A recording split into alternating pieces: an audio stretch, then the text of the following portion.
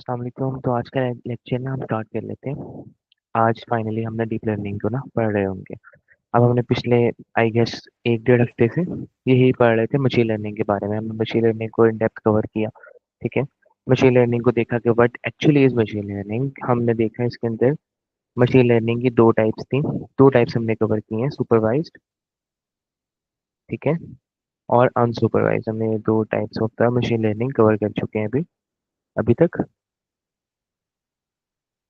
एक तो सुपरवाइज्ड है और दूसरी अनसुपरवाइज्ड है। तो सुपरवाइज के अंदर ये होता था कि हम एक्चुअल में मशीन लर्निंग एल्गोरिथम को सुपरवाइज कर रहे होते थे with input and outputs. Means कि मैं सुपरवाइज कर रहा होता था। लाइक मेरे पास एक एल्गोरिथम होता था, मैं उसको सुपरवाइज कर रहा होता था। मैं इनपुट देता था प्लस आउटपुट देता था, और उस इनपुट और आउटपुट के बेस के ऊपर एक एल्गोरिथम निकालता था इन फ्यूचर, ताकि मैं इस एल्गोरिथम को इनपुट दूं तो मुझे आउटपुट दे दे। ये सुपरवाइज में था। और अनसुपरवाइज के अंदर ये था कि मैं सिर्फ इनपुट देता था, ठीक है, दैट्स इट। और वो उसमें से एल्गोरिथम को ट्रेन करता था with some patterns and all, ताकि मैं इन फ्यूचर अगर उसको इनपुट दूं तो वो मुझे आउटपुट प्रेडिक्ट करके दे दे। अभी तक हमने ये सारे एल्गोरिथम्स पर पता कि अगर मशीन लर्निंग एल्गोरिथम का क्या कहते हैं, अगर मशीन लर्निंग एल्गोरिथम का, एक सेकेंड, या अगर मशीन लर्निंग एल्गोरिथम, कोई भी एल्गोरिथम हम बना सकते हैं, उसका आउटपुट दो तरीके से आ सकता था, नंबर या क्लासेस। अगर नंबर आ रहा था तो रिग्रेशन, क्लासेस आ रहा था तो क्लासिफिकेशन, दैट्स इट। यहाँ तक तो सबको क्लियर हो गया कि मशीन लर्निंग के डिफरेंट एल्गोरिथम से मशीन लर्निंग हमने कवर कर ली, मशीन लर्निंग हमने इन डेप्थ देख ली। तो आज हम देखने वाले हैं डीप लर्निंग। एक्चुअली पहले हम ना फर्क जान लेते हैं कि इन डेप्थ फर्क क्या है मशीन लर्निंग और डीप लर्निंग के अंदर, ठीक है, ताकि आपको आइडिया हो जाए कि यार अभी आप देखेंगे कि मशीन लर्निंग में जो हम कह रहे थे वही डीप लर्निंग में करने वाले हैं अभी हम। कॉन्सेप्ट सेम है, उसमें एक दो चीजें फर्क होंगी। तो why deep learning, machine learning तो सब कुछ सही चल तो रहा था, तो वाई मशीन डीप लर्निंग। हम मशीन लर्निंग क्यों ना इस्तेमाल कर लें, डायरेक्ट हम डीप लर्निंग की तरफ जाना ही क्यों है हमने। तो उसका सवाल का जवाब आपको भी मिलेगा। तो ये कि मशीन लर्निंग जो थी ना, उसके साथ दो प्रॉब्लम्स थे बेसिक लेवल के ऊपर। क्या आप ये देख रहे हैं, अगर मैं इस टाइप का ग्राफ ड्रॉ कर लूँ, यहाँ पर डाटा है, ठीक है, और यहाँ पे परफॉर्मेंस है, ये एक्यूरेसी है, ठीक है। अगर मैं यहाँ पर ग्राफ ड्रॉ कर लूंगा मशीन लर्निंग का, तो क्या होगा, डाटा मैं दे जा रहा हूँ, दे जा रहा हूँ, बढ़ाए जा रहा हूँ, बढ़ाए जा रहा हूँ, बढ़ाए जा रहा हूँ, बढ़ाए जा रहा हूँ, तो उसकी एक्यूरेसी बढ़े जा रही है। लेकिन एक पॉइंट आएगा कि उसकी एक्यूरेसी लीनियर हो जाएगी। मतलब उसको मैं जितना मर्जी डाटा देता रहूंगा, देता रहूंगा, देता रहूंगा, उसकी एक्यूरेसी के ऊपर कोई फर्क नहीं पड़ रहा होगा ऐसा। मतलब कि जितना ज्यादा डाटा होगा फर्क नहीं पड़ेगा, कि एक पॉइंट के ऊपर आके उसकी एक्यूरेसी खत्म हो जाएगी। हालांकि डीप लर्निंग के लिए इससे उल्टा है। डीप लर्निंग के अंदर आप देखेंगे कि आप जितना ज्यादा डाटा देंगे ना, और उसके ऊपर ट्रेनिंग होती रहेगी, उतनी ही उसकी परफॉर्मेंस बढ़ती चली रहेगी। लेकिन मशीन लर्निंग के केस में क्या है कि एक एक ग्राफ इस तरह का होगा। तो मतलब पहले तो डाटा के ऊपर ट्रेनिंग होती रहेगी, उसकी एक्यूरेसी बढ़ती रहेगी, तो एक पॉइंट आएगा सेचुरेशन पॉइंट।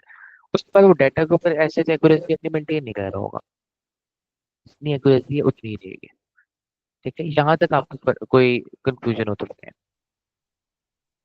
मशीन लर्निंग और डीप लर्निंग में पहला फर्क हमने ये देखा है कि यार मशीन लर्निंग को जितना मर्जी डाटा देते रहो, डीप लर्निंग को जितना मर्जी डाटा देते रहो, उसकी एक्यूरेसी बढ़ती रहेगी। जितना ज्यादा डाटा उतनी अच्छी एक्यूरेसी। लेकिन मशीन लर्निंग के केस में ऐसा नहीं होता कि एक पॉइंट के ऊपर आके एक्यूरेसी लीनियर हो जाती है, उसको फर्क नहीं पड़ता जितना मर्जी डाटा देते रहो, उसकी एक्यूरेसी तो फर्क ही नहीं पड़ रहा। यहाँ तो कोई कंफ्यूजन हो तो है,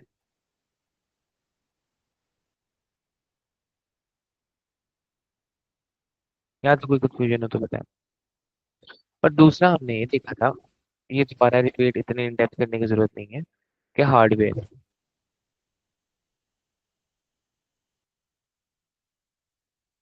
उस टाइम इतने हार्डवेयर मौजूद ही नहीं थे। अब हम जब डीप लर्निंग न्यूरल नेटवर्क पढ़ेंगे ना, इसके अंदर आप देखेंगे एक वर्ड जीपीयू। तो ये हम बहुत ज्यादा यूज करने वाले हैं आपसे जीपीयू को।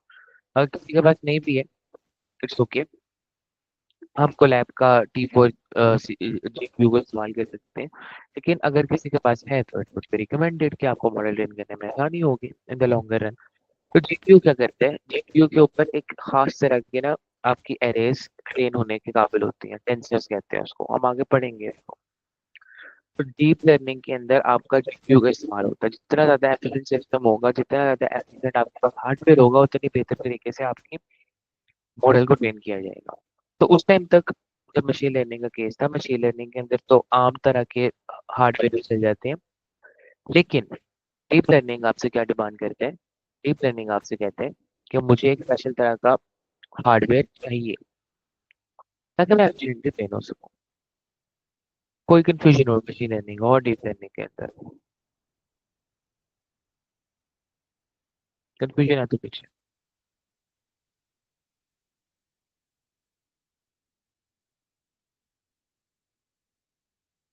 कोई कंफ्यूजन हो तो पूछना। और इसलिए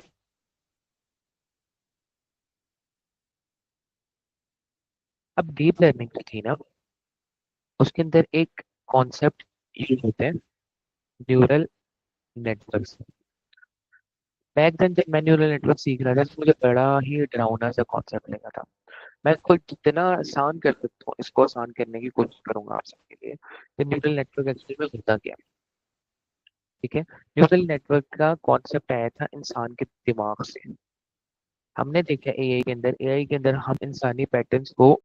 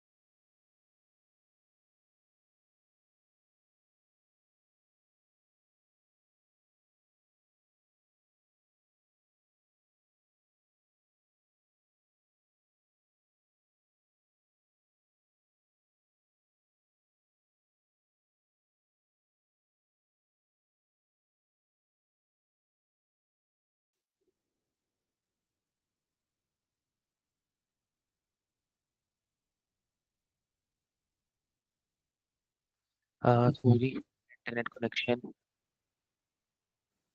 ऑफ हो गया था, दोबारा कंटिन्यू कर देता हूँ। Internet connection stop.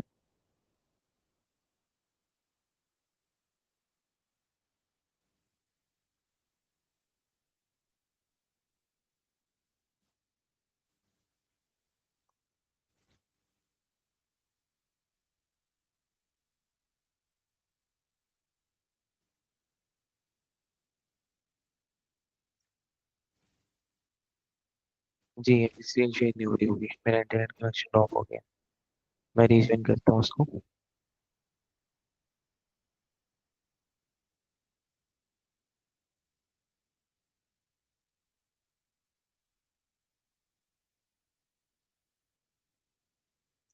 Okay, device disconnect हुई थी। मैं अपने फाइल डाटा के प्रोसेस कह रहा हूँ।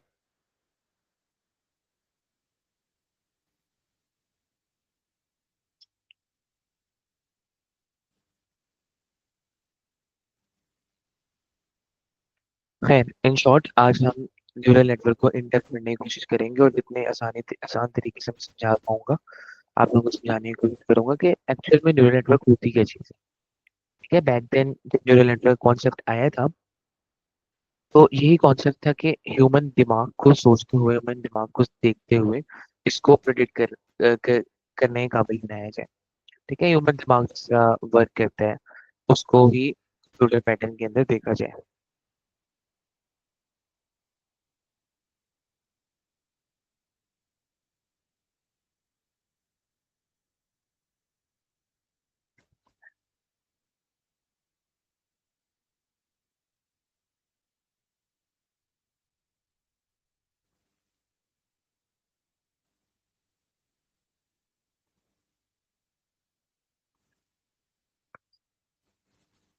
या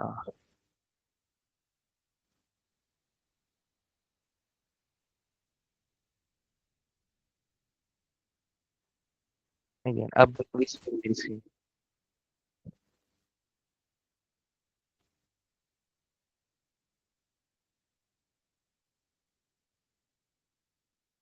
हाँ, सॉरी पूछता ठीक है,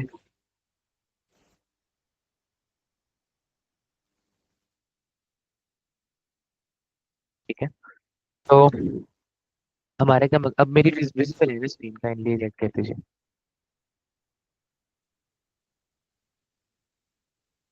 जी, ठीक है। अब न्यूरल नेटवर्क का कॉन्सेप्ट आया था इंसानी दिमाग से, ठीक है? मैंने दिमाग बनाया क्या बनाया। तो इंसान जिस तरह देखता है, जैसा चीजें परसीव करता है, इंटरनेट के हमने कोशिश की कंप्यूटर को भी उस तरह परसीव करवाया जाए, ठीक है? तो न्यूरल नेटवर्क्स के अंदर न्यूरॉन्स इन्वॉल्व थे। न्यूरॉन्स कहते हैं छोटे छोटे छोटे छोटे फंक्शन थे जो आपस में मिलके एक ऐसा चीज परफॉर्म करते थे कि आपको आपका आउटपुट मिल जाए। अब हमने मशीन लर्निंग की थी ना, मशीन लर्निंग ही डीप लर्निंग है, कुछ फर्क नहीं है ऐसे आप देखेंगे।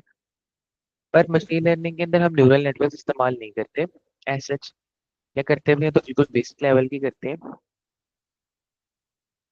डीप लर्निंग के अंदर हम क्या करते हैं, न्यूरल नेटवर्क का इस्तेमाल करते हैं, दैट्स इट। किसी की मशीन लर्निंग क्लियर होगी ना, उसको अंदाजा हो जाएगा कि यार इसमें कुछ ऐसा ऐसा मसला ही नहीं था न्यूरल नेटवर्क के अंदर। न्यूरल नेटवर्क के अंदर जो चीजें याद करने की है ना, मतलब कि जहन में उठाने की है, वो इस तरह है कि लेट्स से मेरे पास एक ये न्यूरॉन है, एक ये न्यूरॉन है। अब ये क्या चीज है, व्हाट इट इज, ठीक है? हमारे पास एक डाटा सेट आता है, x1 x2, ठीक है? और y इसके आउटपुट है, ठीक हो गया? हम अभी देख रहे थे ये, ठीक है? रियल लाइफ सिनेरियो के साथ इसको पेश कर देते हैं। इस केस के अंदर इनपुट कितने हैं हमारे पास, दो इनपुट है, तो हमारे पास दो इनपुट्स आ जाएंगे। ये हमारे पास x1 है, ये हमारे पास x2 है। जितने इनपुट्स उतने न्यूरॉन्स, दैट्स इट, इतना ही सिंपल है। ये हमारा इनपुट लेयर है, इसको हम कह देंगे इनपुट लेयर। उसके बाद एक हमारी आएगी हिडन लेयर, एक या मल्टीपल, जितनी मर्जी आ सकती है। और एक आ जाएगी हमारी आउटपुट लेयर, दैट्स इट, इतना ही काम है, इतना ही काम है न्यूरल नेटवर्क के अंदर, ठीक है? आप इस तरह ह्यूमंस के लिए परसीव करें, ठीक है? मैं एक इंसान हूँ, मैं चीजों को देख रहा हूँ, अपनी आंखों से देख रहा हूँ। तो ये मेरे इनपुट जा रहा है, मैं अभी लैपटॉप को देख रहा हूँ, लैपटॉप की तस्वीर मेरे पास आंखों में से इनपुट जा रही है। पीछे कोई हिडन लेयर है जो कि मुझे नजर नहीं आ रही, वो मेरी प्रोसेसिंग कर रही है दिमाग के अंदर। प्रोसेसिंग करने के बाद मेरे दिमाग को सिग्नल भेज रही है कि यार ये लैपटॉप है, आउटपुट। तो हिडन लेयर यही काम कर रही है बीच में, कि प्रोसेसिंग कर रही है, प्रोसेसिंग कर रही है। तो मैं बताता हूँ मैं आपको क्या प्रोसेसिंग होती है, ठीक है?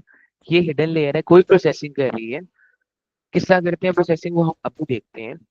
और प्रोसेसिंग करने के बाद हमें आउटपुट दे रही है। कोई कंफ्यूजन हो यहाँ तक तो अब बता दें। इनपुट्स हमारे पास डेटा सेट है, जितने इनपुट्स हैं उतने इनपुट लेयर बना दी हमने, ठीक है? उसके बाद हिडन लेयर कितनी बनानी है, कैसे बनानी है, क्यों कितनी बनानी है, तो ये हम देखेंगे अभी आगे। किस केस में कितनी हिडन लेयर्स होनी चाहिए, ये हम आप आगे देखेंगे। और एक आउटपुट लेयर होगी, ठीक है? या तो कोई कंफ्यूजन हो?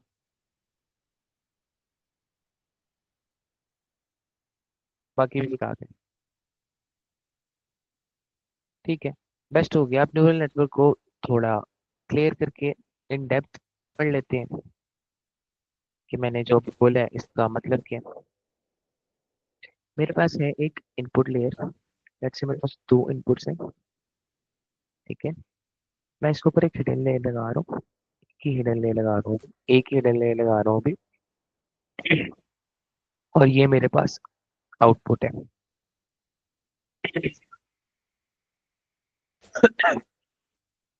ठीक है, अब मैं एक तरह का ना न्यूरल नेटवर्क बनाने लगा, fully neural network. Fully neural network क्या होता है कि उसके अंदर हर एक न्यूरॉन हर एक हिडन लेयर से अपने अगली लेयर से फुली कनेक्टेड होता है। क्या बात करती है, अगर ये मेरे पास एक और हिडन लेयर होती तो उससे भी ये फुली कनेक्टेड होता। इतना ही है। इतने अभी सिंप्लिसिटी के लिए हम एक ही हिडन लेयर रखते हैं। हिडन लेयर भी मल्टीपल हो सकती हैं, यहाँ पे भी और हिडन लेयर आ सकती है, इधर भी आ सकती है, इधर भी आ सकती है, इधर भी आ सकती है। ये हिडन लेयर है ना, ये हिडन लेयर 1 है, ये हिडन लेयर 2 है। ठीक है, हो सकता है कि मैं आधी प्रोसेसिंग इससे करवाऊँ, फिर आधी प्रोसेसिंग इससे करवाऊँ, फिर मेरे पास एक्चुअल इनपुट आ जाए, आउटपुट आ जाए। तो डिपेंड्स ऑन द सिचुएशन, हम देखेंगे कि किस सिचुएशन में कौन सी कितनी लेयर चाहिए हमें। अब मैं आपको for the sake of the learning simplicity के साथ जाते हैं कि मेरे पास एक ये इनपुट 1 है x1, ये x2 है, ये इनपुट लेयर है मेरे पास, ये हिडन लेयर 1 है, और ये आउटपुट है। यहाँ तक क्लियर है ना? रिएक्ट करते हैं ताकि मैं जल्दी जल्दी मूव ऑन करूँ। ठीक है, अब मुझे कुछ इस तरह की चीज करनी है कि मैं इस वाले लेयर के जरिए, इन इनपुट्स के जरिए और इस लेयर के जरिए आउटपुट निकालने के काबिल हो सके। जाहिर है मुझे इस तरह की चीज करनी है ना इन लेयर्स में। तो मैं क्या करता हूँ, इस इनपुट लेयर को एक के साथ एक वेट दे देता हूँ, हर इनपुट लेयर के साथ एक वेट दे देता हूँ। वेट क्या है हम अब देखेंगे। ठीक है, हर इनपुट लेयर के साथ एक वेट दे देता हूँ। अब वेट हमारा मदद करेगा बेस्ट आउटपुट को प्रेडिक्ट करने में। किसी ने लीनियर रिग्रेशन देखा होगा, मतलब पढ़ी थी लीनियर रिग्रेशन यार। ठीक है, उसके अंदर बीटास क्या थे, याद आ रही लीनियर रिग्रेशन पढ़ी थी। या अगर सिंपल लीनियर रिग्रेशन में एम क्या था, काइंड ऑफ वेट ही था ना हमारा वो। तो हम वेट दे देंगे इसको। ठीक है, ताकि हम बेस्ट आउटपुट निकाल सके। और इसके अंदर एक बायस बायस ऐड कर देंगे बी। क्यों करेंगे हम अभी देखते हैं, ताकि हमारा एक इक्वेशन बन जाए। ठीक है, अब ये वेट्स और इस बायस को हम कहते हैं पैरामीटर्स बेसिकली। तो आपने सुना होगा कि ये फला एलएलएम या जी चैट जीपीटी इतने बिलियन पैरामीटर्स के ऊपर ट्रेन हुआ है।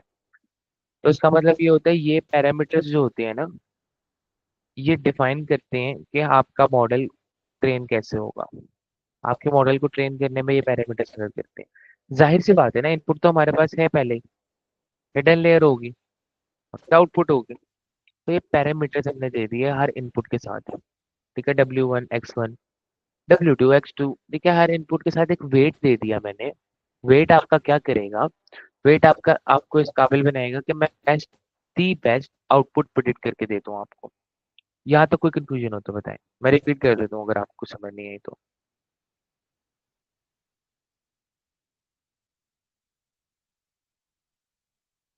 हर हिडन लेयर के लिए क्या मतलब?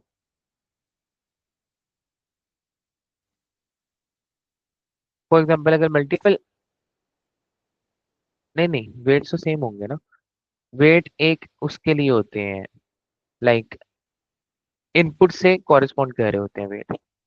ठीक है, इनपुट को दिया जाता है वेट एक। ठीक है,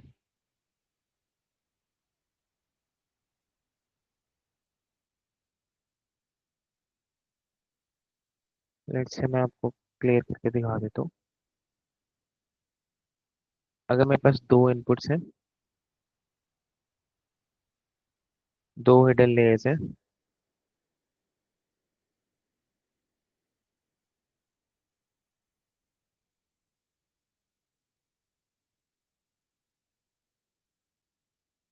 एक इनपुट से स्पेसिफाइड होते हैं वेट्स। ठीक है, क्लियर है यहाँ तक? तीन होंगे तो वेट्स बढ़ते रहेंगे।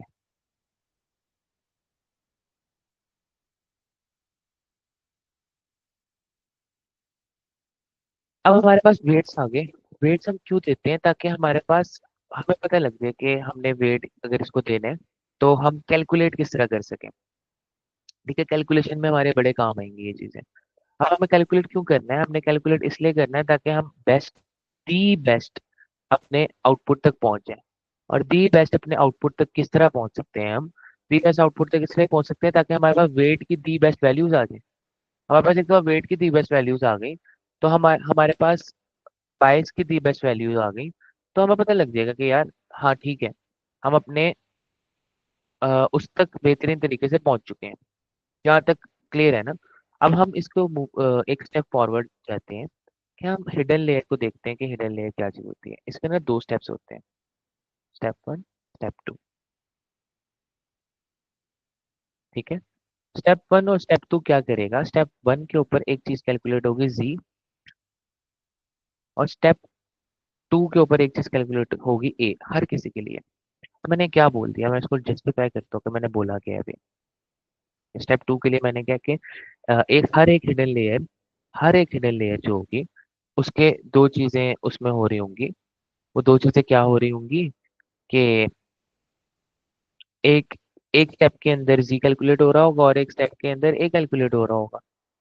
ठीक है, अब जी क्या होता है? जी यही तो फॉर्मूला होता है। फॉर एग्जांपल अगर मैं यहाँ पे इनपुट्स लगा दूं,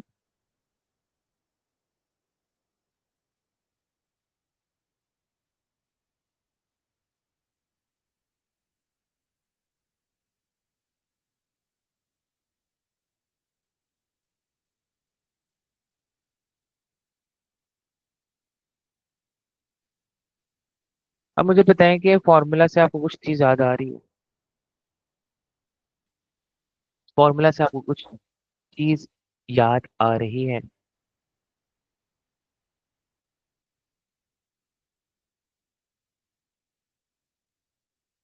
फॉर्मूला को देखो, मुझे बताएं।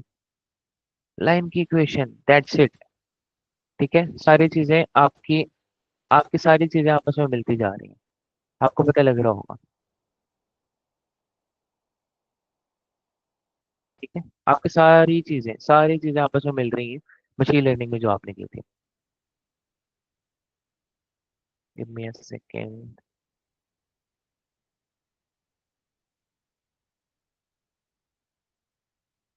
ठीक है, इसके अंदर आपका अगला काम होता है कि बी का यूज ये होता है कि बाइस ऐड करना। हमने देखा था कि लाइन की इक्वेशन थी, लाइन की इक्वेशन ये थी। ठीक है, लाइन के अंदर दो चीजें होती हैं, एम और पी। एम आपका क्या होता है? एंगल, जो आपको बताएगा कि लाइन इधर और इधर किस तरह मूव कर सकती है। ठीक है, मतलब कि अगर मैंने लाइन को फिक्स कर दिया तो एम बताएगा उसका एंगल। ये चीज ये चीज फिक्स है, लेकिन एम उसके एंगल बता रहा है। बी क्या बता रहा है? उसको ऊपर नीचे करने का। अगर हम बी नहीं लेंगे ना, तो ये चीज ओरिजिन के ऊपर फिक्स हो जाएगी, तो बस वो यू मूव कर रही होगी लाइन। तो हमारा मॉडल अच्छी तरह प्रिडिक्ट नहीं कर रहा होगा वैल्यूज। हमने फिक्स नहीं करना, हमारी लाइन यहाँ पे भी आ सकती है, हमारी लाइन यहाँ पे भी आ सकती है, हमारी यहाँ पे भी आ सकती है। तो फॉर दैट पर्पस हम बी लेते हैं। हमने ये मशीन लर्निंग में भी देखा था। बी हमारा बायस होता है। ठीक है, बायस का इस्तेमाल हम इसलिए करते हैं ताकि हमारा मॉडल ओरिजिन के साथ एक तो स्पेसिफाई ना हो, और दूसरा, अगर in the worst case scenario हमारे वेट्स जो हैं वो जीरो कर दे सबको, तब भी कुछ ना कुछ वैल्यू को हम ऐड कर रहे हो अपनी इक्वेशन के अंदर, जीरो वैल्यूज ना आ रही हो हमारे पास। ठीक है, क्लियर?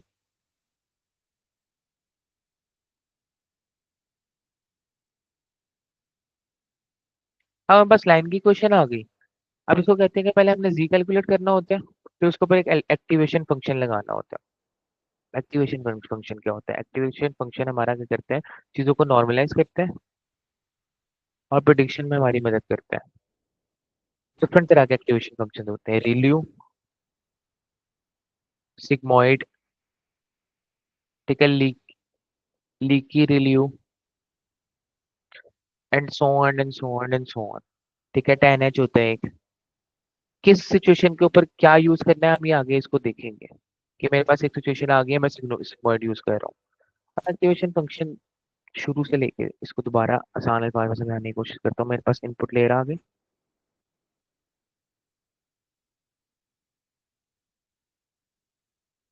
हिडन लेयर आ गई।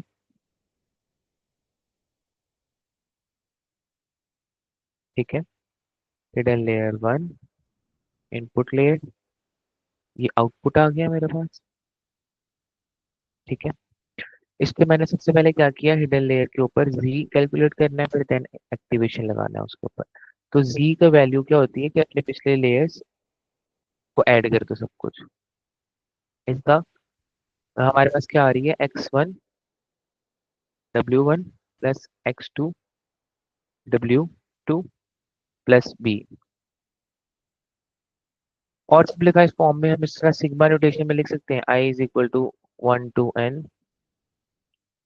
wi xi plus b. ठीक है, सिग्मा नोटेशन में लिखेंगे, दैट्स इट, मैंने और कुछ भी नहीं किया। ठीक है, अब इस इक्वेशन के ऊपर ना हम एक्टिवेशन अप्लाई करते हैं। एक्टिवेशन हमारा क्या करते हैं, डिफरेंट एक्टिवेशन फंक्शन होते हैं। जैसे सिग्मॉइड जो होते हैं ना, वो हमारे वैल्यू को, हमारे जो आंसर होता है ना हमारा, फॉर एग्जाम्पल हमारे पास, इसको हम इस एग्जाम्पल से भी लेके चलेंगे अभी आगे। ठीक है, सिग्मॉइड जो करेगा वो हमारे आंसर को 0 या 1 के बीच में ले आएगा। ठीक है, रिल्यू क्या करेगा, मैक्स फंक्शन ले लेगा। और ये क्यों इस्तेमाल करते हैं हम आगे देखेंगे, आपको भी मसला लग रहा होगा कि यार मैंने मैक्स लेना ही क्यों है, मुझे इसी पॉइंट लगाने ही क्यों है, सो ऑन एंड सो ऑन। तो मैं सबसे पहले हम मशीन लर्निंग के अंदर क्या चीजें पढ़ रहे होते थे, मशीन लर्निंग के अंदर ये चीज होती थी ना, कि हम एक चीज को पहले प्रिडिक्ट करते थे। ठीक है, फिर उसका लॉस फाइंड करते थे। ठीक है, और अगर लॉस बहुत बड़ा होता था तो उस लॉस को मिनिमाइज करने की कोशिश करते थे। यही कर रहे थे मशीन लर्निंग के अंदर, कि हमने एक चीज को प्रिडिक्ट किया, प्रिडिक्ट करके लॉस फाइंड किया, फिर उसके ऊपर ऑप्टिमाइजर फंक्शन लगाया जिसमें हम ग्रेडियंट डिसेंट यूज कर रहे थे, फिर लॉस को मिनिमाइज करने की कोशिश की। प्रिडिक्ट किया, लॉस निकला, लॉस को मिनिमाइज किया, यही यही पैटर्न चल रहा था। अब इस पैटर्न को डीप लर्निंग के अंदर नाम दिया जाता है।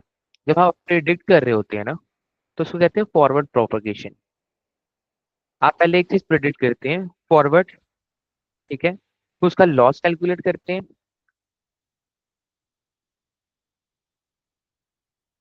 ये मैं अभी बताऊंगा, मैंने अभी तो इस तरह रिपीट नहीं किया कि क्यों यूज करते हैं। ठीक है, नॉर्मलाइज करने के लिए अभी अभी आप एग्जाम्पल की तरफ फोकस करें, अभी आपको वैसे समझ नहीं आएगा एक्टिवेशन। पूरा प्रोसेस क्या था, कि मैंने एक चीज प्रिडिक्ट की, उसका लॉस फाइंड किया कि मैंने सही प्रिडिक्ट की भी है कि नहीं की। ठीक है, लेट्स से प्रोसेस क्या चल रहा होता है। ठीक है, प्रोसेस से चल रहा होता है मेरे पास वाई। एक्स मैंने 4 दिया तो वाई मेरे पास आना चाहिए 1। ठीक है, ये मेरे पास डाटा है। अब मैंने मॉडल से क्या किया, मॉडल को मैंने 4 दिया। ठीक है, मॉडल ने कैलकुलेशन की, मुझे आउटपुट दे दिया। आउटपुट हमारा क्या होता था, वाई हैट 0। अब मैंने इसको कंपेयर करके लॉस निकाल लिया अपना। मैंने देखा यार लॉस तो है इसके अंदर, वाई माइनस वाई हैट किया, लॉस तो आ रहा है यार, लॉस तो बहुत बड़ा आ रहा है, मैंने इसको मिनिमाइज करना है। मिनिमाइज करने के लिए हम ऑप्टिमाइजर लगाते थे, अगर याद हो तो आपको। ऑप्टिमाइजर क्या था, ग्रेडियंट डिसेंट था। ठीक है, मैंने क्या किया, पहले मैंने इसको प्रिडिक्ट किया, जिस तक प्रिडिक्शन आ गई फिर मैंने इसको कंपेयर किया कि यार मैंने सही प्रिडिक्ट किया कि नहीं किया। मैंने लॉस ऑप्टिमाइज किया। ऑप्टिमाइजर क्या करने के लिए, वैल्यूज को चेंज किया था बीटास की। हम ऐसी बीटास की वैल्यूज निकाल रहे थे जिससे दी बेस्ट फिट लाइन आ रही हो। ठीक है, तो हमने वैल्यूज को चेंज किया, फिर मैंने प्रिडिक्ट किया, फिर लॉस फाइंड किया, अगर लॉस नहीं आ रहा तो फिर वैल्यूज को चेंज किया। मशीन लर्निंग में इसका कोई नाम नहीं होता था, प्रोसेस सेम ही होता था। डीप लर्निंग का इसका नाम है फॉरवर्ड प्रोपगेशन और बैकवर्ड प्रोपगेशन। इसमें क्या करते हैं, जब आप प्रिडिक्ट कर रहे होते हो ना, तो आप फॉरवर्ड मूव कर रहे हैं, प्रिडिक्ट किया, लॉस फाइंड किया, ऑप्टिमाइज फंक्शन से वेट को अपडेट किया सारे। और जब आप वेट को अपडेट कर रहे होते हो, सारे वेट्स को अपडेट कर रहे होते हो, तो इसका मतलब होता है backward propagation. Forward propagation, backward propagation, और इसका लूप चलता रहता है अनलेस एंड अनटिल आपका लॉस जो है वो मिनिमाइज ना हो जाए। क्योंकि एट द एंड हमने ये देखना है ना कि मिनिमम लॉस हो, हमारा हमारा नुकसान कम से कम हो, हमारे प्रिडिक्शन बेस्ट हो। यहाँ तो कोई कंफ्यूजन हो तो बताएं, यहाँ तो कोई कंफ्यूजन हो तो बताएं।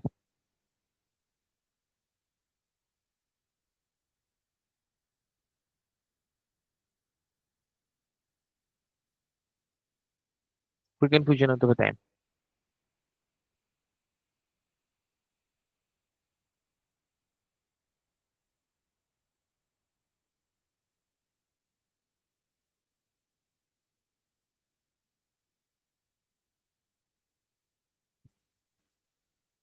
दोबारा रिपीट कर देता हूँ। मशीन लर्निंग का क्या प्रोसेस होता था? ठीक है, मशीन लर्निंग का प्रोसेस ये होता था कि मैंने एस सी, एम और बी की वैल्यूज निकालनी होती थी। अगर आप हम जैसे पहले दिन से लाइन की क्वेश्चन पढ़ रहे हैं ना, पहले दिन से हम लाइन की क्वेश्चन पढ़ रहे हैं। ठीक है, अब हमने एस सी, एम और बी की वैल्यूज निकालनी होती थी, जो हमें बेस्ट फिट लाइन देते। ठीक है, पहले हम एम और बी की हमारे पास कुछ वैल्यूज हुआ करती थी, उससे हम प्रिडिक्ट करते थे। हमने एक प्रोसेस से एम और बी की पहले वैल्यूज फाइंड की थी, लेट्स से 1 और 1। अब हमने 1 और 1 वैल्यूज पुट करके, एक्स की वैल्यू, एम की वैल्यू, बी की वैल्यू पुट करके प्रिडिक्ट कर लिया एक आउटपुट। फिर हम देखते थे कि यार हमने आउटपुट से प्रिडिक्ट किया भी है कि नहीं किया। किस तरह देखते थे? लॉस फाइंड करके। ठीक है, जितना ज्यादा लॉस होगा उतना आउटपुट गलत प्रिडिक्ट हुआ हुआ होगा, जितना कम लॉस होगा उतनी आपकी एक्यूरेसी ज्यादा होगी। लॉस ज्यादा होता था तो उसको हम लॉस को कम करते थे ऑप्टिमाइजर के जरिए। लॉस को कम किस तरह किया जाता था? एम और बी की वैल्यूज अपडेट करके। एम और बी की वैल्यूज हम अपडेट करते थे। अब पहले 1 थी तो हमने चेंज कर दी 0.5, 0.5। फिर वापस प्रिडिक्ट किया, अब मेरी लॉस की वैल्यू कम हो गई।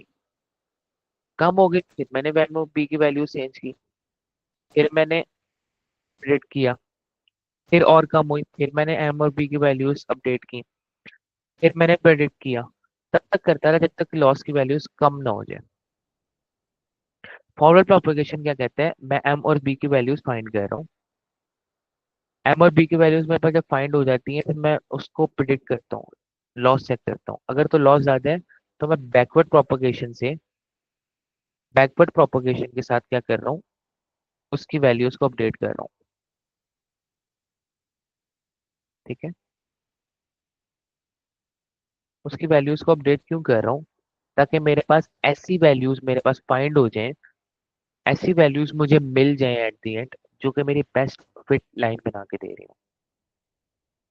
फॉरवर्ड प्रोपगेशन क्या होता है? वैल्यूज को फाइंड करते हैं। बैकवर्ड प्रोपगेशन क्या होता है? वेट्स को अपडेट।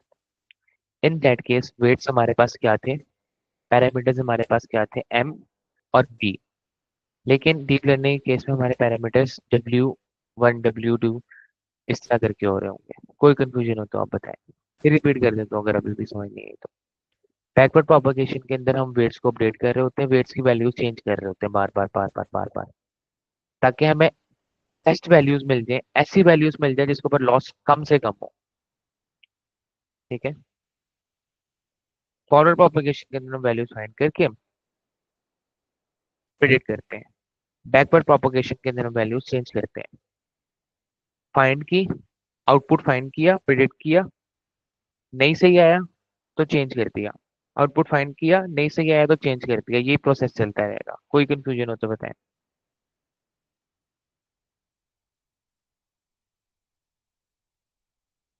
ठीक हो गया? क्लियर हो गया आपको? Back to the topic,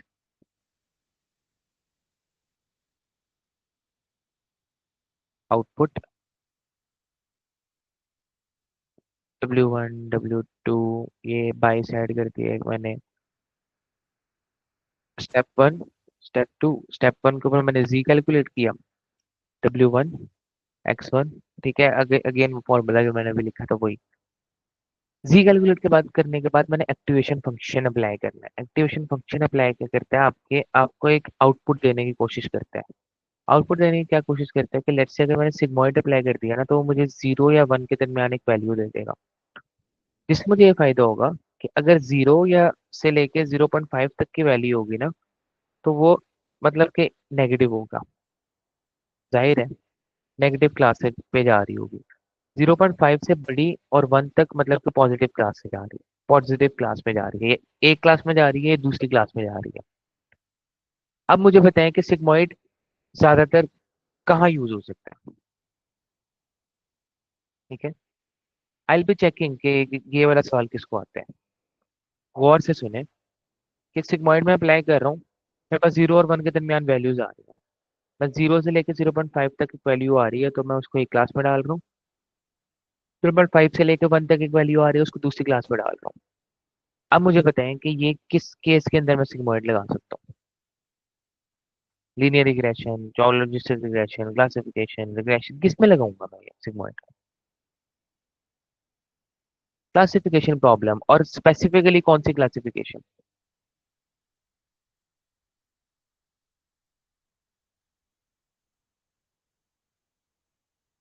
binary classification, ठीक है।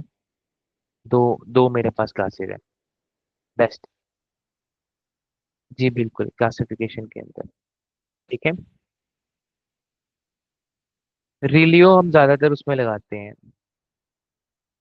कंप्यूटर नेटवर्क के अंदर।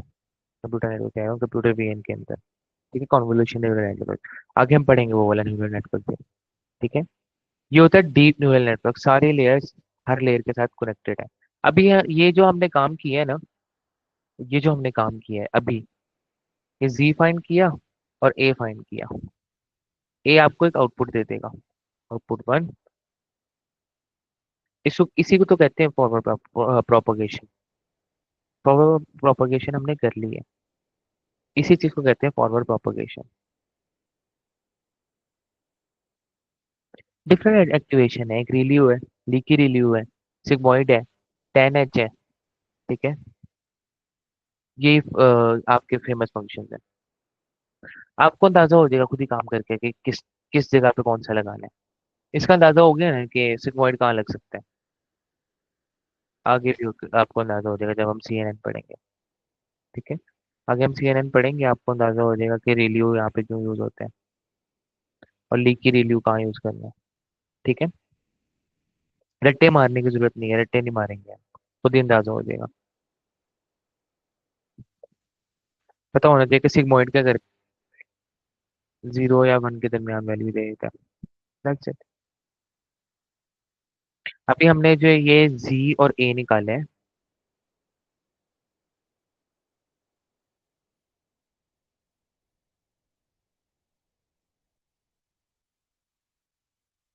जी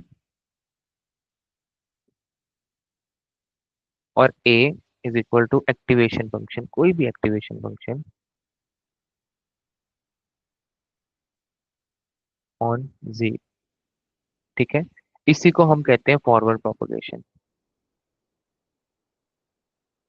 दैट्स इट, इसी को कहते हैं फॉरवर्ड प्रोपगेशन। बैकवर्ड प्रोपगेशन क्या होगी? बैकवर्ड प्रोपगेशन के अंदर हम क्या कर रहे थे, अभी मैंने बताया था, आप बताएं मुझे, आप बताएं कि बैकवर्ड प्रोपगेशन के अंदर हम क्या कर रहे थे। हमारे पास लॉस आ गया, ठीक है। लॉस अगेन वही वाले हैं जो हमने फाइंड किए थे मशीन लर्निंग के अंदर, बाइनरी क्रॉस एंट्रोपी। जी वैल्यूज अपडेट करेंगे, ठीक है, वेट्स अपडेट करेंगे, वैल्यूज अपडेट करेंगे, यही काम करेंगे, ठीक है। लॉस हमारे वही है। MSC किसके अंदर, मीन स्क्वेयर्ड एरर किसके अंदर था? मीन स्क्वेयर्ड एरर किस लॉस के अंदर था? किस लॉस का नाम मीन स्क्वेयर्ड एरर था?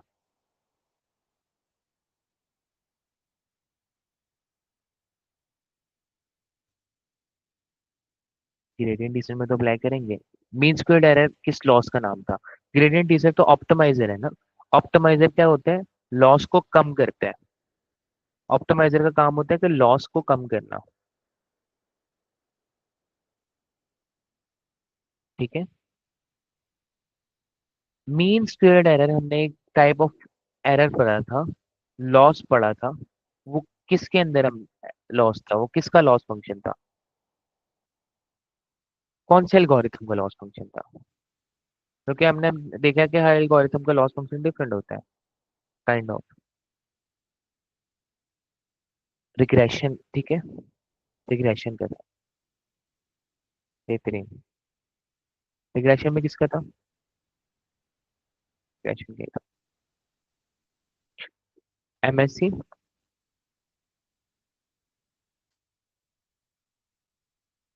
और बाइनरी क्रॉस एंट्रोपी किसका था?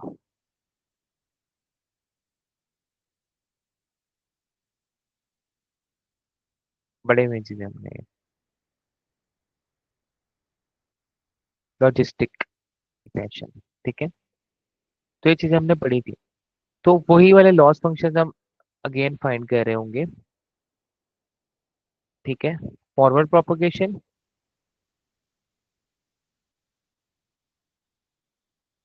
लॉस फाइंड किया। ऑप्टिमाइजर लगाया। बैकवर्ड प्रोपोगेशन किया।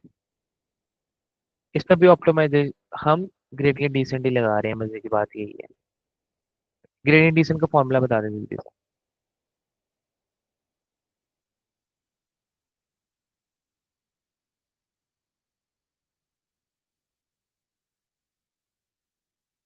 यही था ना?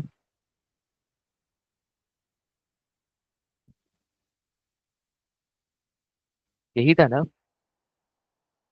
कि मुझे नया वेट कितना मिलेगा पुराने वेट में से, अल्फा और स्लोप को माइनस करके। अल्फा यहाँ पे क्या था?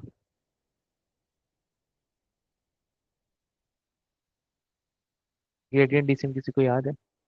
अल्फा यहाँ पे क्या था?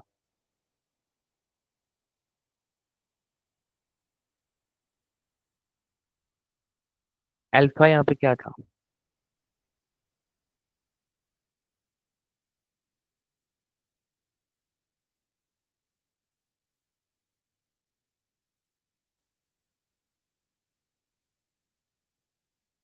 Step size, learning rate.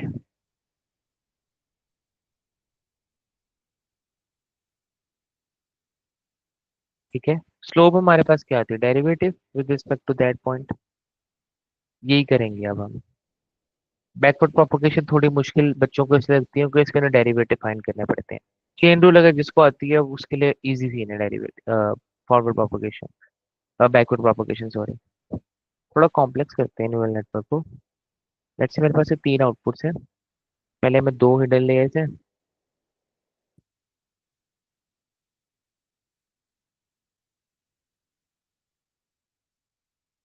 ठीक है। अगले में भी दो, अगले में तीन हिडन लेयर्स हैं लेट्स से।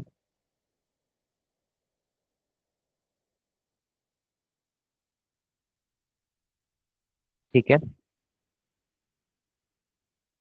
फिर ये आउटपुट है।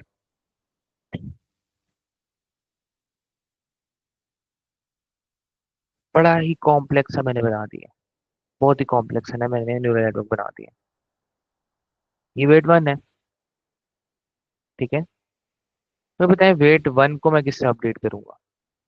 मुझे सारे वेट्स को अपडेट करना पड़ेगा, तभी मेरा बैकवर्ड प्रोपगेशन होगी। तो मैं वेट वन को किससे अपडेट करूंगा? वेट वन के लिए मैंने क्या करना होगा? Alpha slope. अब मैं स्लोप किस तरह फाइंड करूंगा इसकी? सबसे पहले मुझे जो आउटपुट है ना उसकी स्लोप फाइंड करनी होगी विद रिस्पेक्ट टू दिस, जो कि जा रही हो W1 तक, फिर दिस, फिर दिस। फिर आपको एंड के ऊपर प्लस करके चेन रूल लगाना पड़ेगा। इसको अगर डेरिवेटिव आता हो तो उसको ये चीज आसान लग रही होगी। पहले मैं कॉम्प्लेक्स की बजाय आसान करके दिखाता हूँ, फिर हम कॉम्प्लेक्स की तरफ दोबारा आते हैं। एग्जाम्पल में दिखाता हूँ। तो बस ये ये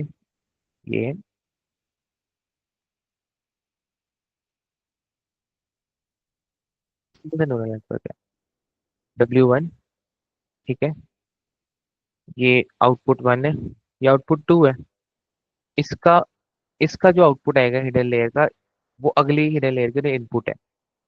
इस वाली हिडन लेयर का जो आउटपुट है वो इसके लिए इनपुट है। इस तरह ही है ना? ठीक है, इस तरह ही है ना आपके सामने। और यहाँ पे हमारा फाइनल आउटपुट आ गया। तो हमने W1 को अपडेट करना है। तो W1 को अपडेट करने के लिए मैं क्या करूंगा, W1 is equal to W1 में से अल्फा और इसकी स्लोप माइनस कर दूंगा। अब मुझे W1 की स्लोप बताएं क्या होगी। इसको डेरिवेटिव आता है तो वो कर लेगा।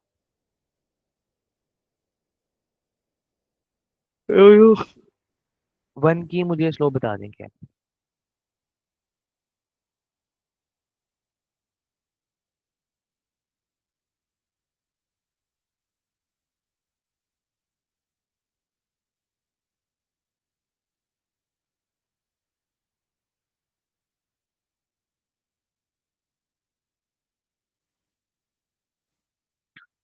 check that।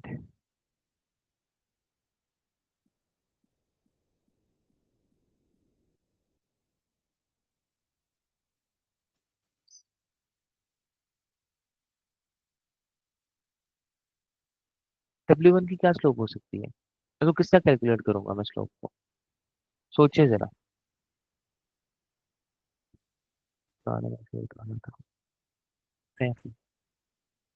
डेरिवेटिव तो पढ़ा है ना सबने। स्लोप डेरिवेटिव ही है ना। इसकी मैंने फाइंड करनी है।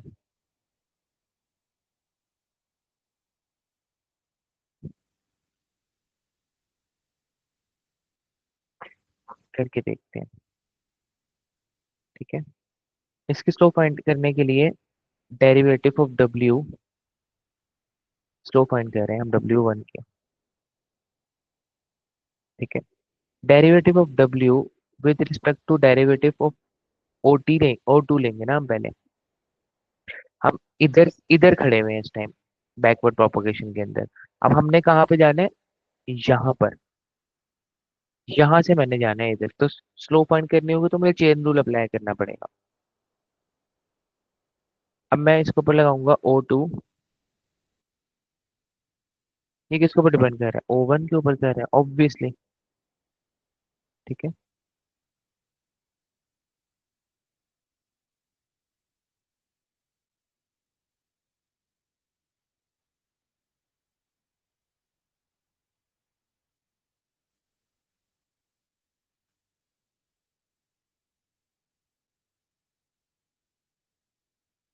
इसके ऊपर। अब ये किसके ऊपर डिपेंड कर रहा है? डायरेक्ट W1 के ऊपर।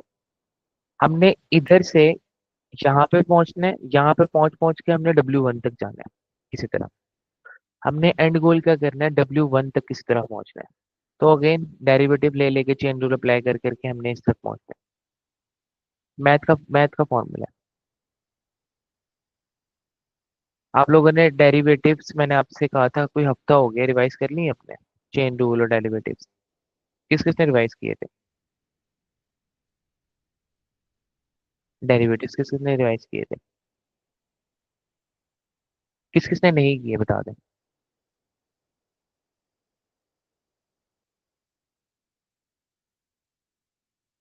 फिर मैं सवाल करवा दूं एक डेरिवेटिव का।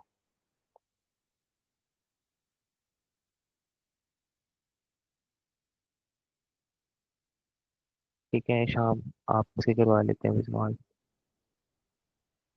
बाकी किसी ने नहीं किया डेरिवेटिव रिवाइज? सही है। तो डेरिवेटिव रिवाइज कर लीजिएगा, कॉन्सेप्ट डेरिवेटिव और खास तौर पे चेन रूल। तो आपको अंदाजा हो जाएगा कि बैकवर्ड प्रोपगेशन क्या होती है। ठीक है, लेकिन अगेन आपको ये थ्योरी और रट्टे और कैलकुलेशन इतना याद करने की जरूरत ही नहीं है, रट्टा मारने की जरूरत ही नहीं है। एट दी एंड हम लाइब्रेरीज ही यूज कर ले होंगे। ठीक है, लाइब्रेरीज क्या होंगी? पाईटॉर्च, जो कि फेसबुक ने बनाई थी। टेंसर फ्लो, जो कि गूगल ने बनाई थी। इसमें से मैं आपको एक लाइब्रेरी बता दूंगा, कराऊंगा इंशाल्लाह। दोनों ही न्यूरल नेटवर्क्स बनाने के काम आती हैं। इन लाइब्रेरीज की मदद से आप कर सकते हैं, कम कोड लिख के न्यूरल नेटवर्क बना सकते हैं। ठीक है, पाइटॉर्च आपको CNN, ये सारे CNN में भी आपको मदद करेंगे। ठीक है, कॉन्वोल्यूशन न्यूरल नेटवर्क में भी मदद करेंगे। कॉन्वोल्यूशन न्यूरल नेटवर्क क्या होता है वो हम कल पढ़ेंगे। आज हमने पढ़ा है डीपली या फुली कनेक्टेड न्यूरल नेटवर्क। ठीक है, और इसी को हम कल फर्दर थोड़ा सा एडवांस लेवल के ऊपर पढ़ेंगे। लेयर्स का कॉन्सेप्ट, लेयर के नेमिंग कन्वेंशन एंड ऑल। आज कंफ्यूज नहीं किया मैंने आपको नेमिंग कन्वेंशन से कि दूसरे 2 1 से या 1 2 से कि ये क्या चीज होती है। ठीक है, तो इसको हम कल पढ़ेंगे इन डेप्थ नेमिंग कन्वेंशन को। आज हमने सिर्फ इतना पढ़ना है आइडिया देने के लिए कि न्यूरल नेटवर्क होता क्या है। एक इनपुट लेयर होती है, मल्टीपल हिडन लेयर्स हो सकती हैं, मल्टीपल हो सकती हैं। ठीक है, अब वेट की नेमिंग कन्वेंशन किस तरह लेनी है, हमने 1 2 लेनी है, 3 4 लेनी है। अभी के लिए तो मैंने आपको बता दिया ना, 1 2 3 4 नेमिंग कन्वेंशन भी होंगे इसके प्रॉपर। ठीक है, तो कंफ्यूज नहीं होना आपने। अभी के लिए आप सिंपल रखें इसको, ताकि आपको आइडिया हो कि कंफ्यूजन ना हो ना ज्यादा। ठीक है,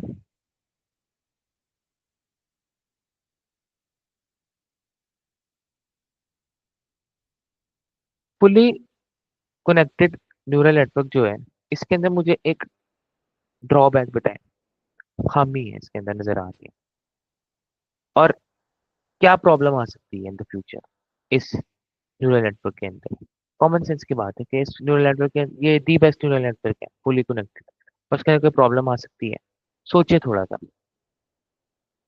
आज आपके जहन के अंदर ना बिल्कुल 100% पिक्चर क्लियर नहीं होगी। कॉम्प्लेक्स है, बेहतरीन है, बेहतरीन है। अभी हम इसको फर्दर पढ़ेंगे। ठीक है, आज मैं चीजों के साथ आपको उलझाना नहीं चाहता हूँ, क्योंकि न्यूरल नेटवर्क का कॉन्सेप्ट आपको समझ आ गया ना, तो आपके लिए दी बेस्ट हो जाएगा आगे के लिए चीजें। अभी के लिए सिर्फ आपने इतना याद रखना है कि एक इनपुट लेयर होती है, हिडन लेयर्स होती हैं कुछ। ठीक है, और आउटपुट लेयर होती है। इनपुट लेयर क्या करती है, आपका इनपुट लेती है, हिडन लेयर उसकी प्रोसेसिंग करती है, दिमाग से भी आप उसको कर सकते हैं। प्रोसेसिंग करने के बाद आउटपुट लेयर को दे देती है, प्रिडिक्ट कर देती है आंसर। जब आंसर प्रिडिक्ट होता है ना, तो इस सारे प्रोसेस को हम कहते हैं फॉरवर्ड प्रोपगेशन। अब प्रिडिक्शन के बाद लॉस कैलकुलेट होता है कि मेरा आंसर जो प्रिडिक्ट हुआ है वो कितना सही प्रिडिक्ट हुआ है। ठीक है, उसका मेयार कितना है, वो लॉस आपको बताएगा। लॉस आपके पास आ गया तो आपने वही ऑप्टिमाइजर लगाना है जो हम लगाते आ रहे हैं मशीन लर्निंग के दौर में भी। सारी वैल्यूज को अपडेट करना है। सारी वैल्यूज को अपडेट करने के लिए हम चेन रूल अप्लाई करेंगे। चेन रूल आपको क्या कहते हैं, चेन रूल अप्लाई करने से ये होता है कि आप इस पॉइंट से लेकर इस पॉइंट तक आराम से पहुंच सकते हैं वाया चेन रूल।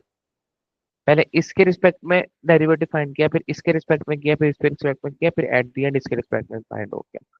ठीक है, चेन रूल अगर आपने पढ़ा हो तो। जब आप वैल्यूज को अपडेट कर रहे होते हो, तो आप बैकवर्ड प्रोपगेशन कर रहे होते हो।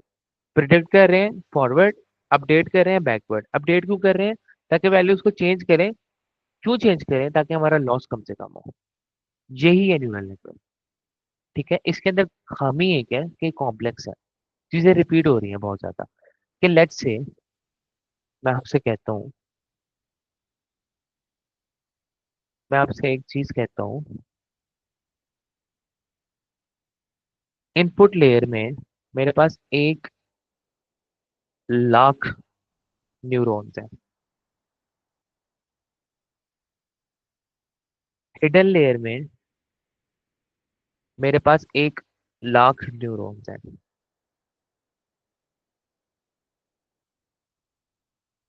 अब मुझे बताएं इसको बनाना कितना आसान होगा।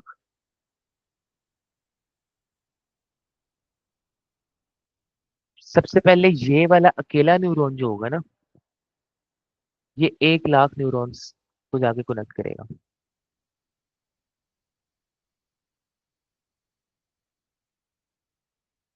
फिर ये वाला न्यूरॉन जो होगा ना, ये 1 लाख को जाके कनेक्ट करेगा। और इस वाले 1 लाख न्यूरॉन्स के लिए वो जा जाके 1 लाख न्यूरॉन्स को कनेक्ट कर रहा होगा। इमेजिन द कॉम्प्लेक्सिटी, खुद सोचें।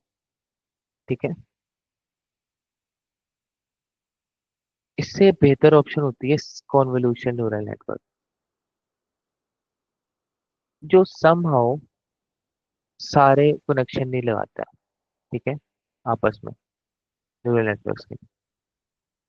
वो सिर्फ कुछ ही कनेक्ट करता है जितना जरूरी होता है। वो हम कल पढ़ेंगे। न्यूरल नेटवर्क को की नेमिंग कन्वेंशन पढ़ेंगे ताकि आपको आइडिया जो आज क्लियर हुआ है वो इन डेप्थ मजीद क्लियर हो जाए। फिर कॉन्वोल्यूशन न्यूरल नेटवर्क की तरफ जाएंगे। वो क्यों यूज होता है? ज्यादातर कंप्यूटर वीएन के अंदर यूज होता है। कंप्यूटर वीएन क्या होता है? जब आप कंप्यूटर को आंखें देते हो, ठीक है, कंप्यूटर वीएन के अंदर क्या होती है, आपके पास एक इमेज आती है, ठीक है। इमेज आने के बाद आप उस, फॉर एग्जांपल मेरे पास एक इमेज है, ठीक है। एक इमेज के अंदर अगर मैंने सिंपल सी इमेज भी ले ली ना, 1048 बाय 1048 की, तो उसके अंदर कितने पिक्सल हैं? 1048 मल्टीप्लाई बाय 1048, इतना बड़ा मैट्रिक्स बन रहा है, वो 14 पॉइंट समथिंग मिलियन पिक्सल्स बनते हैं, कैलकुलेट किया जाए तो हम इसको अगर इसमें फुली कनेक्टेड न्यूरल नेटवर्क में करने बैठ गए तो हमारा काम हो गया, ठीक है। तो फिर हम कहीं कहीं कॉन्वोल्यूशन न्यूरल नेटवर्क यूज करते हैं, कहीं कहीं fully deep neural network use करते हैं, ठीक है। आगे हम ट्रांसफार्मर का कॉन्सेप्ट भी पढ़ेंगे। ट्रांसफार्मर क्या चीज होती है, हम आगे देखेंगे इसको।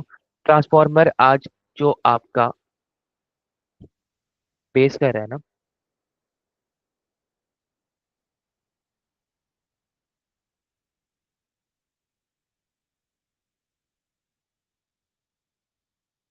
उसके इसके ऊपर बेस कर रहा है। आप अपना जीपीटी भी बना सकते हैं, अपना खुद का, ठीक है। आप चाहे तो अपना जीपीटी बना सकते हैं। इसलिए अभी थोड़े दिनों पहले एक पाकिस्तानी लड़की वायरल हो रही थी, उसने एक एलएलएम बनाया था पाकिस्तानी कल्चर के रिलेटेड, ठीक है।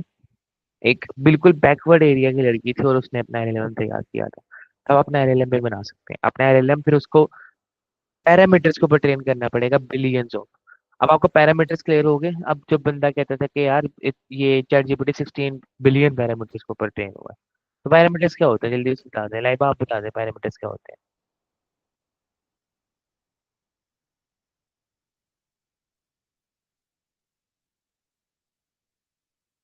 हमने भी देखा था पैरामीटर्स क्या होते हैं।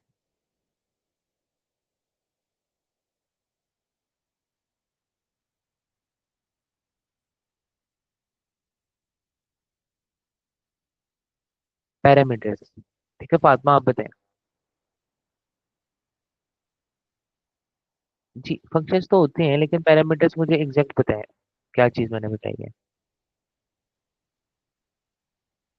पैरामीटर्स क्या होते हैं? Parameters, parameters.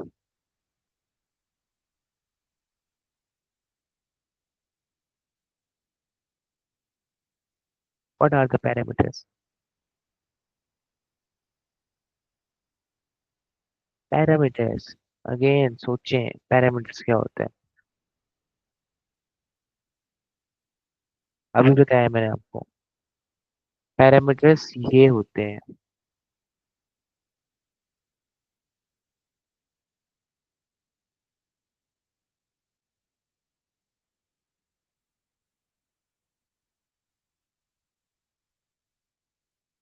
ठीक है। क्योंकि ये दोनों ही चीजें तो न्यूरल नेटवर्क को ट्रेन करने में मदद कर रही है ना। हमने देखा था X1 W1, X1 तो कांस्टेंट है ना, ये तो इनपुट आनी है, W1 ही तो आपका इन्फ्लुएंस कर रहा है इसके आउटपुट के अंदर, प्रिडिक्शन के अंदर। जी ऑब्वियसली, विच मॉडल है? X2 W2, ठीक है, ये तो कांस्टेंट है ना। X2 इनपुट आ रही है, W2 हमने ऐसा फाइंड करना है कि दी बेस्ट प्रिडिक्शन है, प्लस बी हमने ऐसा फाइंड करना है, डब्ल्यूज और बीस को हमने ऐसा फाइंड करना है कि यार हमें बेस्ट प्रिडिक्शन मिले अवेलेबल। तो मैं रिपीट करता हूँ, आज सिर्फ आज मोटिवेशन लेनी थी हमने। नेमिंग कन्वेंशंस को भी छोड़ें, डब्ल्यूज के नेमिंग कन्वेंशंस को, बीस की नेमिंग कन्वेंशंस को, लेयर्स के कॉन्सेप्ट पढ़ेंगे, ठीक है। कंफ्यूज नहीं करना चाहता आप लोगों को। सिर्फ आज के लेक्चर के अंदर इतना याद रखिएगा, न्यूरल नेटवर्क होता है, इनपुट लेयर होती है, हिडन लेयर्स होती है, आउटपुट लेयर होती है। इनपुट लेयर, हम हर लेयर को एक वेट देते हैं। वेट देने से क्या होता है, वेट देने से हम जो हमारा इनपुट लेयर होगी ना, फॉर एग्जांपल हमारी हो सकता है कि पहले तो हमारी इनपुट लेयर होगी जो, ये तो इनपुट लेयर है जो हमें यूजर से मिल रही है या डाटा से मिल रही है, ये हिडन लेयर्स है। ठीक है, अब अगली हिडन लेयर के लिए ये इनपुट लेयर है, ऑब्वियसली, ऑब्वियसली ना ये इनपुट लेयर है अगली हिडन लेयर के लिए, तो फिर इसको भी तो वेट्स देने पड़ेंगे ना, कोई भी। नेमिंग कन्वेंशन कल देखेंगे। ठीक है, फिर अगेन आउटपुट, आउटपुट के लिए इनपुट लेयर ये है, तो हमारे पास इनपुट लेयर होती है, हिडन लेयर्स होती हैं, हम इनपुट लेयर्स को वेट देते हैं। ठीक है, अपनी लेयर्स को, और उन वेट को अपडेट कर करके हम अपना बेस्ट बेस्ट पॉसिबल प्रिडिक्शन निकाल रहे होते हैं।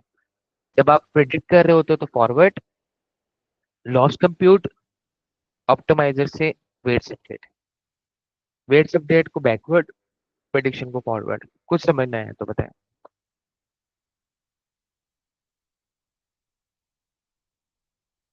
ठीक है, तो बाकी हम इसको कल कंटिन्यू करेंगे, और कन्वोल्यूशनल नेटवर्क पढ़ के फिर हम इसको लाइब्रेरी की तरफ जाएंगे।